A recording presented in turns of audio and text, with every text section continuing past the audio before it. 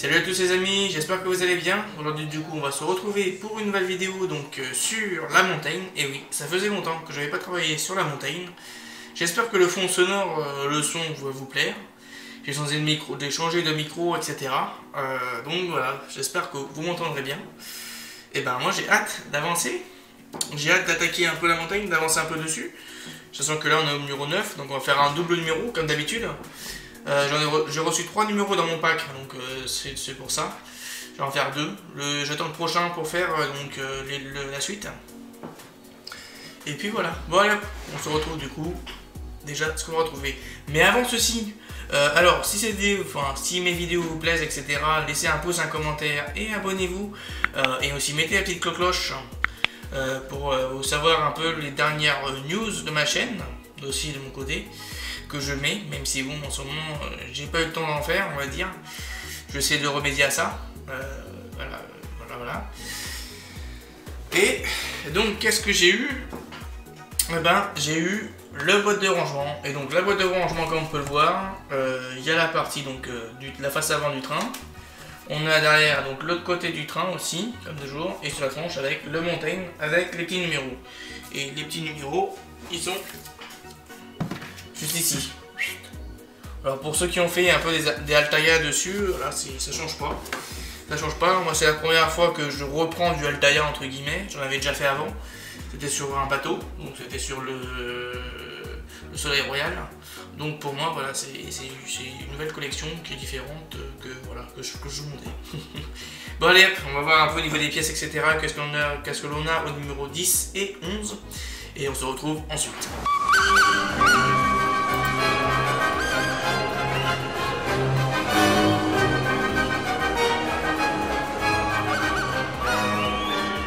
Donc, dans ce numéro 10, on va retrouver donc les débuts de la signalisation, donc avec ici les postes d'aiguillage, les différentes signalisations. C'est ça qui va être sympa, ça change un peu de l'avancement, de ce qu'on avait pu voir tout à l'heure, la dernière fois. Et de toute façon, je pense qu'on va un peu voir l'évolution ferroviaire, l'évolution de tout ça, au fur et à mesure du temps. Les anciens réseaux en héritage, donc de la région ouest, nord, sud, est, ouest, voilà, sud-est, sud-ouest. Voilà, la partie donc des montages qu'on va avoir. On va avoir différentes pièces, donc 2 grosses pièces, et des vis EM. Les voici, et voilà. Le montage fini avec la vue éclatée comme d'habitude. Hop, on continue. On va commencer à monter la première partie. Je vais récupérer mes pièces. Alors dans mes pièces, je vais partir un peu de mon truc en bois. Voilà. Nous avons cette belle pièce métallique, qui a rien à dire dessus, pas de problème, pas de souci. Cette autre pièce là, et ça va nous permettre de maintenir vraiment les axes. Allez hop, on y va. Alors on récupère cette pièce là et on va la caler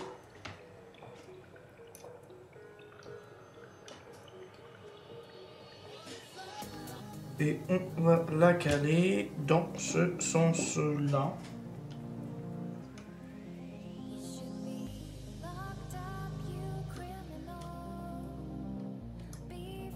Bon, attendez, je vais quand même vérifier de mon côté, j'ai des doutes là. Pouf, de mon côté, hop, je le change. Et donc cette partie là va aller juste ici.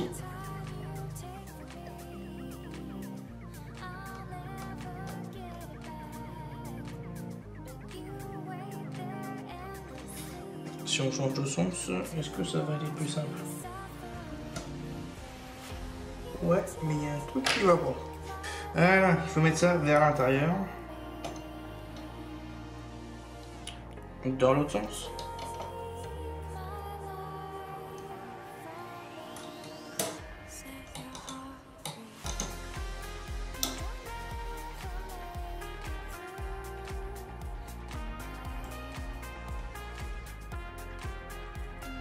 Et donc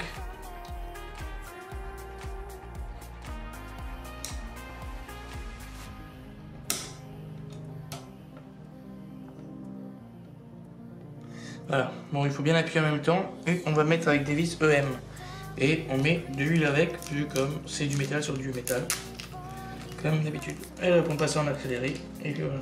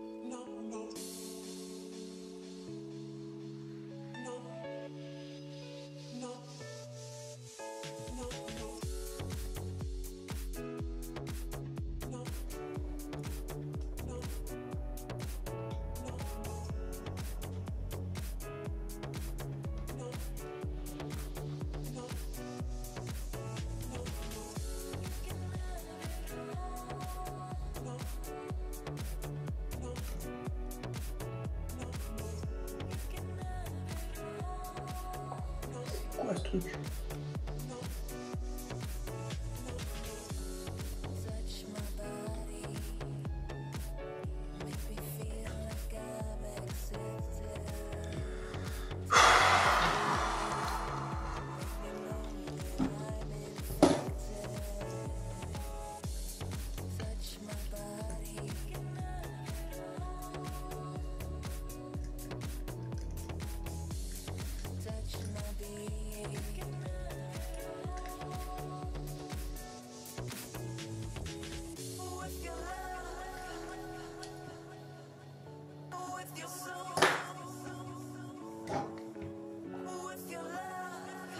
Bon bah je peux rien faire.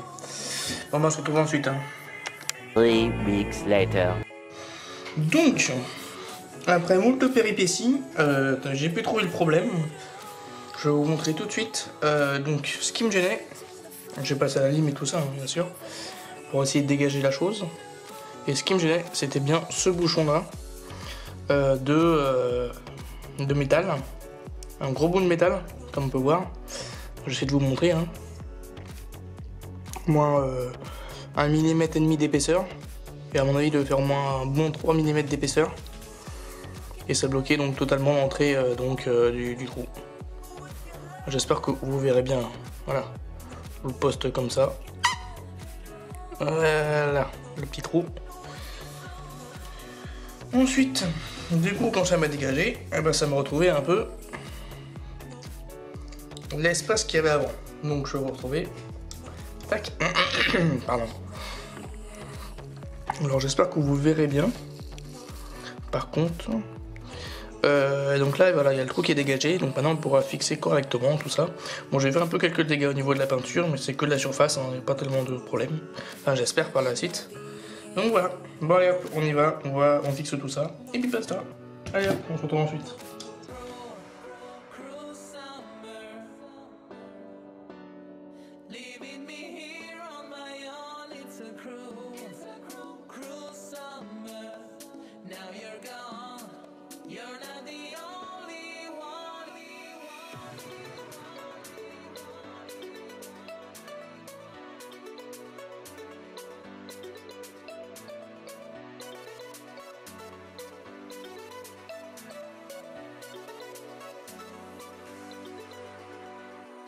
Summer's trees and the pavements are burning. I see it around. Trying to smile, but the air is so heavy and dry.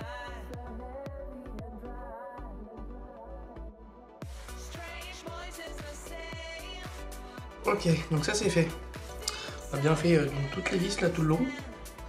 Donc voilà, on a terminé donc ce numéro 10. Enfin, bon, après 2 semaines de délai sans pouvoir faire parce que j'avais un bouchon malheureusement. Donc pour ceux qui avaient un bouchon, donc comme moi de métal, ce qu'il faut faire, c'est très simple.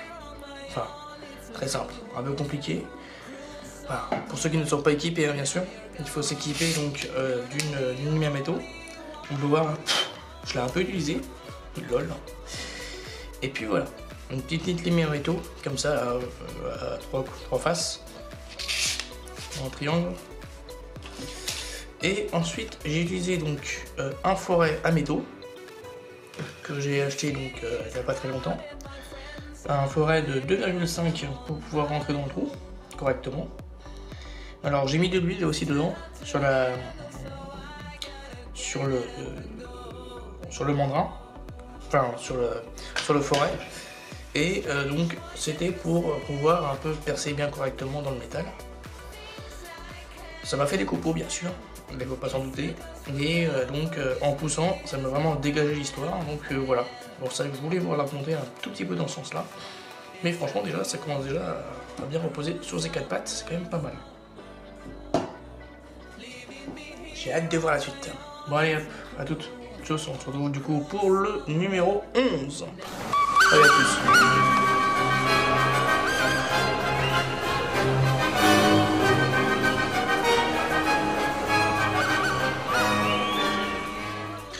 Donc, dans ce numéro 11, on va voir l'histoire d'attelage, donc tout ce qui se situe sur les principes.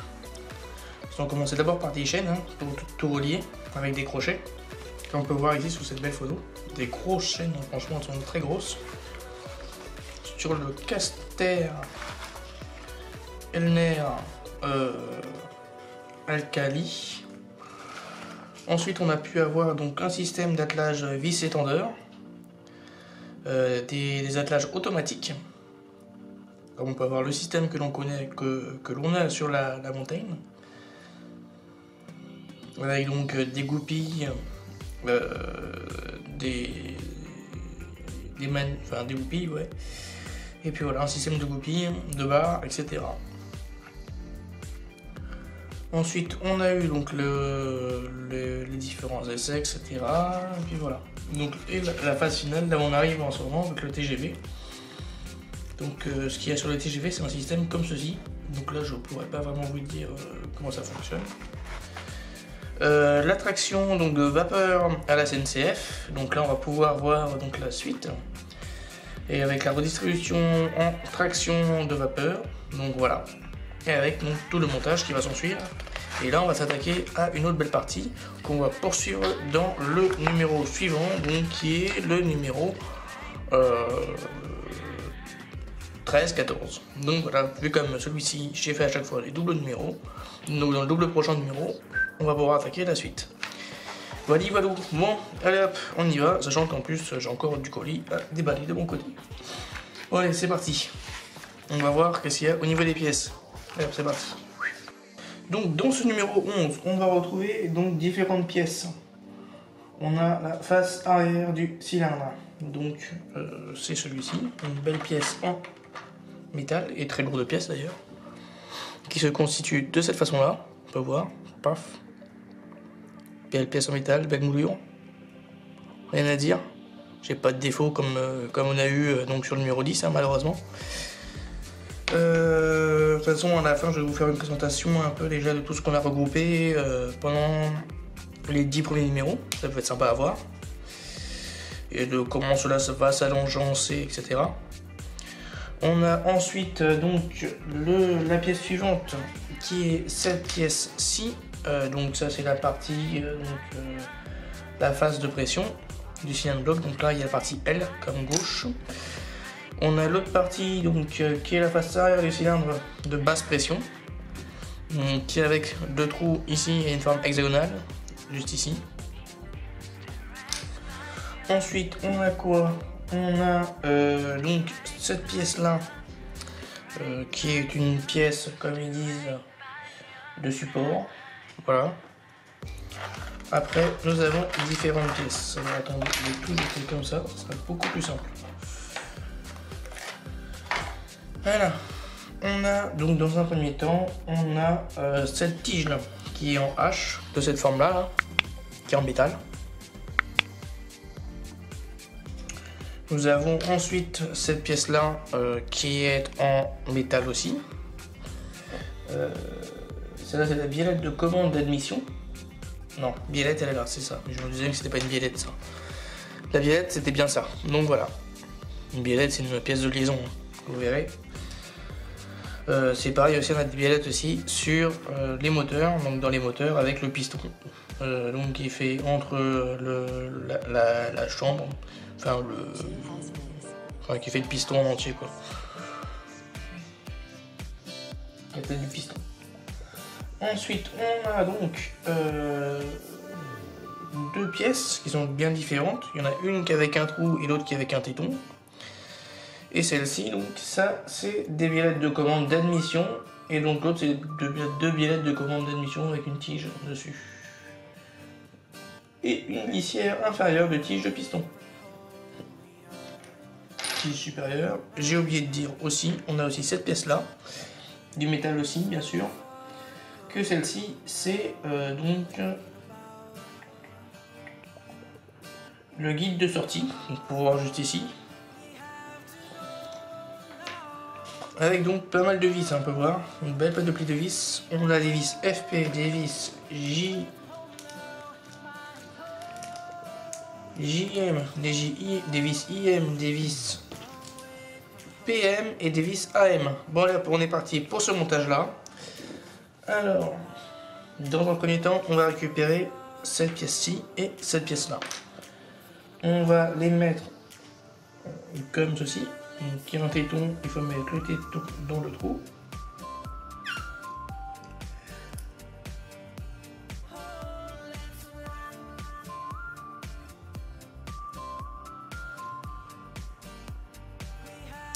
Voilà. Comme ceci, ça s'emboîte facilement. On va plus entendre le clic. Et on met une vis JM dessus. Et les vis JM, c'est les vis les plus petites vis. Alors là, il faut bien faire attention au niveau du sens.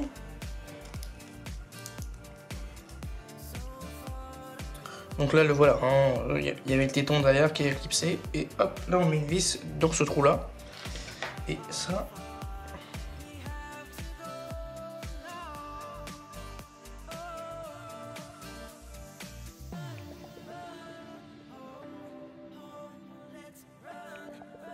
mis donc la vis dans le trou.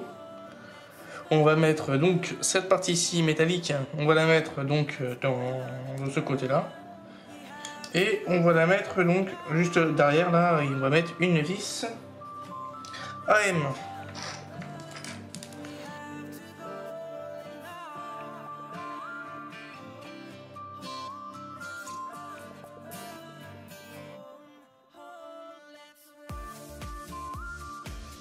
Et voilà, une de faite. On peut voir, ça donne ceci. Ensuite, on va continuer. On va mettre en dessous donc celui-ci qui est avec un trou juste en dessous. Et on va le placer juste ici, donc il y a un téton. Le téton dans le trou. Boum, comme ceci. Et hop là, ça fait oups. Et après donc il faut mettre donc deux vis FP de chaque côté.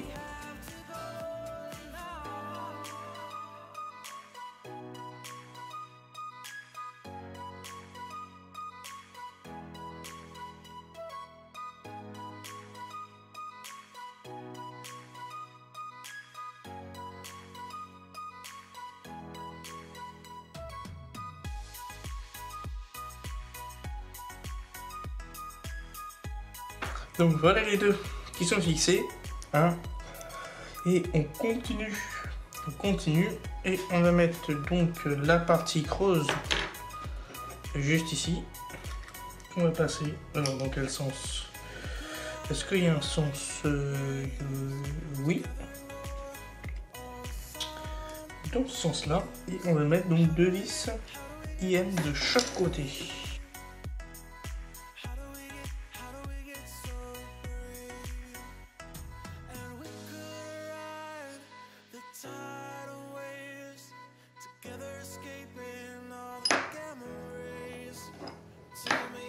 Et voilà, une de faite. On s'attaque à l'autre partie, qui est de quoi? De l'autre. Hop, on récupère cette partie-ci. On va la mettre donc juste ici aussi. Et on y met donc 2 vis AM aussi, IM, je pense. Et oui, c'est exact.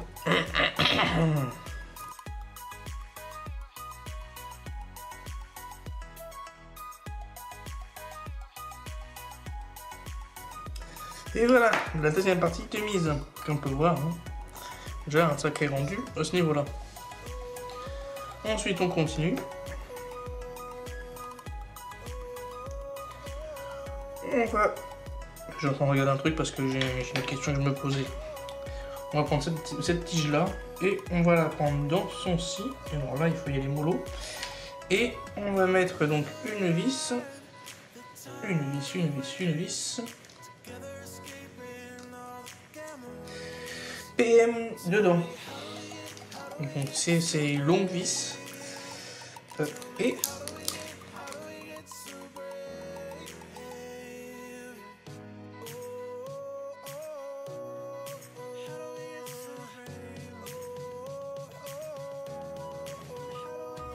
Et voilà, une autre de faite. Donc là voilà, la première partie va être faite.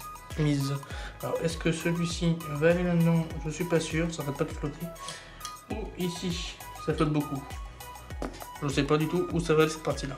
Donc voilà, arrivé à la fin de ces deux numéros là. Voilà, une partie de mise ici et l'autre partie juste ici, celle-ci. On a fait aussi dans le numéro 10. Hop. Cette longue partie là, cette grosse partie, et que celle-ci je pense qu'il va se poser juste ici.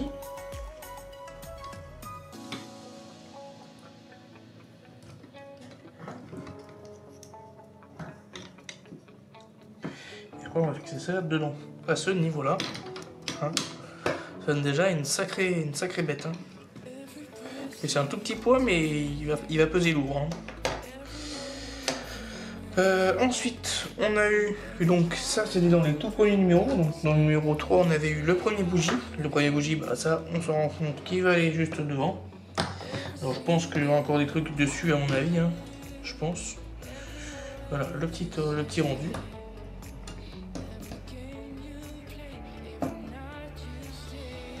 Ensuite on a eu, que je peux casser rien. Cette partie-ci, alors attendez, je vais faire tout ça là.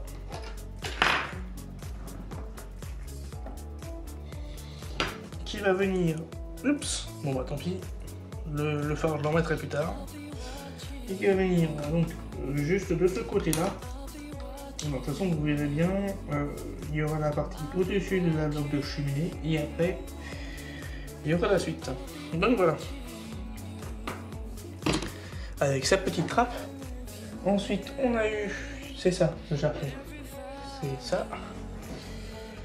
On a eu cette partie-là. Cette partie-là va aller devant, comme ceci. Avec donc le tampon en plus, on aura cette partie-ci qui va reposer de ce sens-là. Et à mon avis, avant qu'on installe donc la partie avant, on aura beaucoup de choses à faire. Parce qu'à mon avis, on va attaquer après le train central là, après les roues. Donc voilà. Peut-être, je pense. Je pense, mais je suis pas sûr. Peut-être qu'on va attaquer vraiment le parti cylindrique là, ça pourrait être sympa franchement de faire vraiment la partie cylindrique après les roues. Ouais. Et là, elle commence vraiment à être belle. Hein. Vraiment belle. J'ai oublié un truc. Oh mince, c'est cassé ça. Ouais, il faut vraiment que je le colle correctement celui-là. Bon bref. C'est vraiment fragile. Et bien sûr, le petit macaron avec la boîte à cheminée qui est juste ici. Donc voilà un peu l'avancement de là où on en est actuellement. Donc c'est vraiment un beau petit rendu. Hein. Donc voilà. Voilà, on se retrouve du coup pour la conclusion et allez à plus. Tchuss. Donc nous voici arrivés à la fin de ce numéro 11 et 10 et 11, donc de ce fameux donc la montagne, et on a pu monter deux choses. la partie suspension avec les lames en bas, mais je peux vous dire que ça commence à faire du poids. Et voilà, les parties suspension des lames, j'ai un peu galéré pour les monter, mais là maintenant je vais pouvoir monter. Parce que j'ai eu, vous avez bien pu le voir un peu dans la vidéo, il y a eu un problème donc de mécanique, hein, on va dire, de matériaux dessus. Voilà. Bon, moi j'ai hâte de continuer la suite. Hein. Et dans le numéro 11, on a pu monter cette belle pièce là en métal, comme on peut voir, tout juste ici. Juste ici là.